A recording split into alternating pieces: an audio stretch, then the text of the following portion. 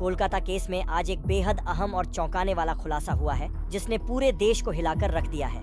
Principal Sandeep Ghosh की पत्नी के बयान ने इस जघन्य अपराध से जुड़ी गुत्थी सुलझाने में निर्णायक भूमिका निभाई है। उनके बयान के बाद सीबीआई ने तत्परता से कदम उठाते हुए अब सबूत हटाने के बजाय सीधे संदिग्धों की गिरफ्तारी का ऐलान कर दिया है। संदीप घोष की पत्नी के खुलासे से डॉक्टर बिटिया के साथ हुए अमानवीय अत्याचारों की भयावहता का पर्दाफाश हुआ है।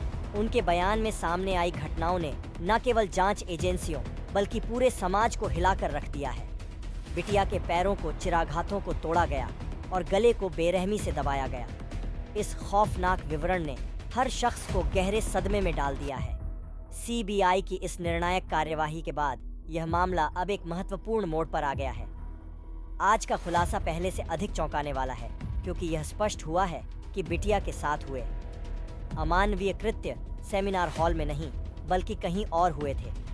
सेमिनार हॉल महज एक बहाना था जिसे इस कांड को छुपाने के लिए इस्तेमाल किया गया। सूत्रों के अनुसार सीबीआई को एक अहम सबूत और सीसीटीवी फुटेज मिला है जो इस घटना से जुड़े कई सवालों का जवाब देने वाला है। फुटेज में स्पष्ट रूप से दिखाया गया है कि जांच की जानकारी अभी जारी नहीं की गई है। यह केस अब न्याय के बेहद करीब पहुंच गया है और जनता बेसब्री से उन आरोपियों की गिरफ्तारी का इंतजार कर रही है जो इस निर्मम अपराध के जिम्मेदार हैं। कोलकाता मामले में एक और चौंकाने वाला खुलासा सामने आया है जिसने पूरे देश को सकते में डाल दिया है। सीबीआई की जांच में यह बात साफ हो गई है कि बिटिया रानी के साथ जो भी हुआ वह सेमिनार हॉल के भीतर नहीं बल्कि किसी और जगह पर हुआ था। जब आप इस नए वीडियो में सामने आए सबूतों को देखेंगे तो यकीनन आपके होश उड़ जाएंगे। सीबीआई ने बताया कि वे पिछले 1 महीने से इस केस की जांच में जुटे हुए थे, लेकिन कोई ठोस सुराग हाथ नहीं लग रहा था। जिस सीसीटीवी फुटेज पर वे भरोसा कर रहे थे वह पूरी तरह से फर्जी निकला। सबसे बड़ा और चौंकाने वाला खुलासा ये है कि असली CCTV footage principal Sandeep Ghosh के ऑफिस से मिला। इस महत्वपूर्ण जानकारी का श्रेय उनकी पत्नी को जाता है, जिन्होंने सीबीआई को वह असली फुटेज सौंपा जिसने पूरे मामले की गुत्थी सुलझा दी। अब इस मामले का सच पूरी तरह से सामने आ चुका है और हर चीज स्पष्ट हो गई है।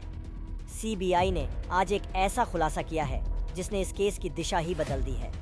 नए सबूतों के मुताबिक बिटिया रानी के साथ हुए जघन्य अपराध के बाद उसे सेमिनार हॉल में पहुंचाया गया और वहां एक बनावटी दृश्य तैयार किया गया ताकि असली घटना को छिपाया जा सके। अब सवाल यह उठता है कि आखिर असली घटना स्थल कहां था और इस पूरे षड्यंत्र में कौन कौन शामिल है। सीबीआई की जांच अब इसी दिशा में आगे बढ़ रही है और इस बात की पूरी उम्मीद है कि बहुत जल्द अपराधियों की पहचान उजागर होगी और उन्हें गिरफ्तार किया जाएगा। कोलकाता मामले में सीबीआई ने आज एक और चौंकाने वाला खुलासा किया, जिसमें यह स्पष्ट किया गया है कि इस जघन्य अपराध में कुल 20 लोग शामिल थे। यह जानकारी सीबीआई की ताज़ा रिपोर्ट में सामने आई है, जिसमें उन सभी लोगों की पहचान कर ली गई है जिन्हें जल्द ही गिरफ्तार किया जाएगा। सीबीआई के अनुसार इस अपराध को छिपाने के लिए संजय रॉय नामक एक शख्स को मामले का हिस्सा बनाकर पेश किया गया। इस घटना को एक साजिश के तहत अंजाम दिया गया था, जिसे पर्दे के पीछे से नियंत्रित किया जा रहा था। सबसे अहम भूमिका निभाने वाली शख्सियत में से एक प्रिंसिपल संदीप घोष की पत्नी है, जिनके बयान और सहयोग ने जांच एजेंसियों को मामले की तह तक पहुंचने में मदद की। संदीप घोष की पत्नी का कहना है, अगर एक औरत दूसरी औरत के दर्द को नहीं समझेगी तो कौन समझेगा। उनके इस भावुक बयान ने न केवल जांच में अहम मोड़ दी बल्कि पूरे देश की भावनाओं को भी झकझोर दिया है। उनके द्वारा सौंपे गए सबूतों और सीसीटीवी फुटेज ने पूरी घटना की परतें खोल दी है।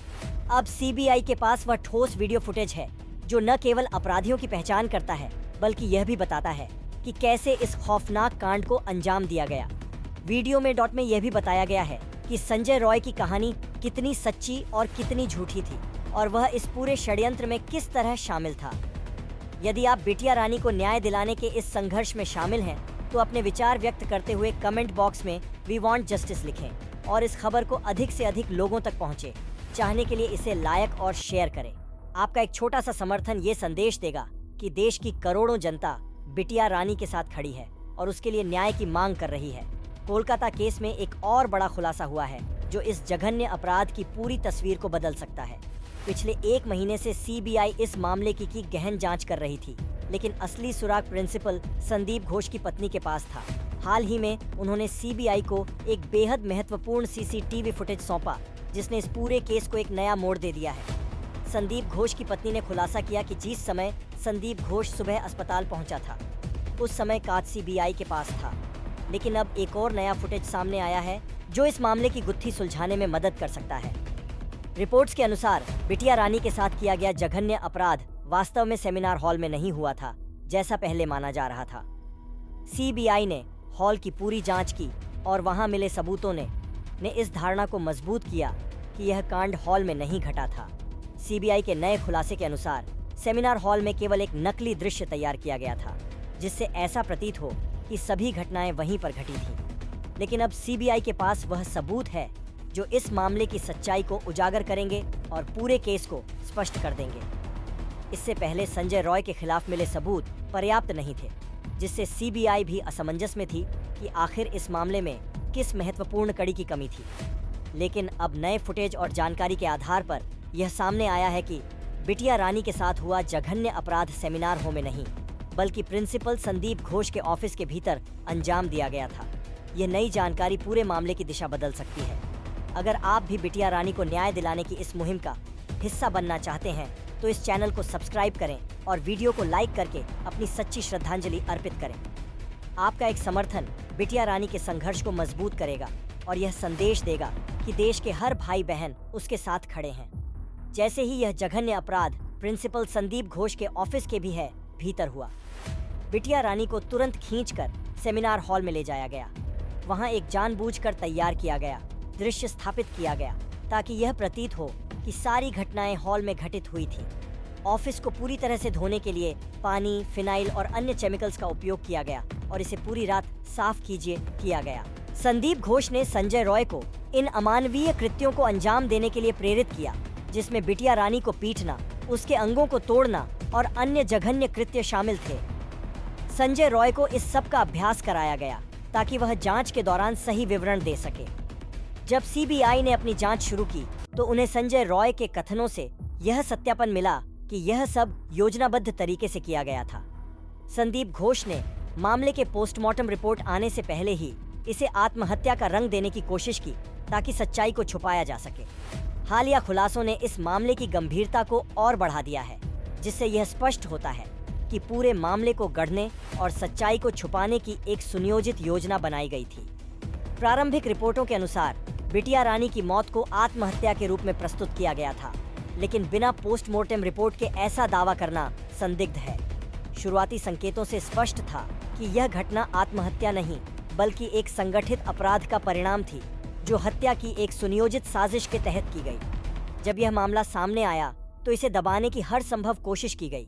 ऐसा प्रतीत होता है कि प्रिंसिपल संदीप घोष ने अपने वफादार सहयोगी संजय रॉय को इस अपराध को छुपाने के लिए पैसे दिए और उसे निर्देशित किया कि घटनाओं को उसी तरह प्रस्तुत करें जैसा उसे बताया गया था।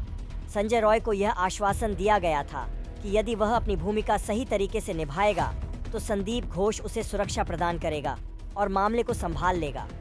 पुलिस को बुलाकर जो दृश्य प्रस्तुत किए गए वे उन लोगों से भरे हुए थे जो जांच प्रक्रिया में शामिल थे।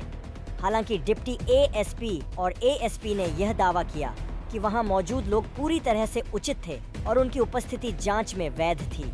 इस बीच एक और मार्मिक और चौंकाने वाली खबर आई है, जिसने पूरे मामले को और भी जटिल बना दिया है।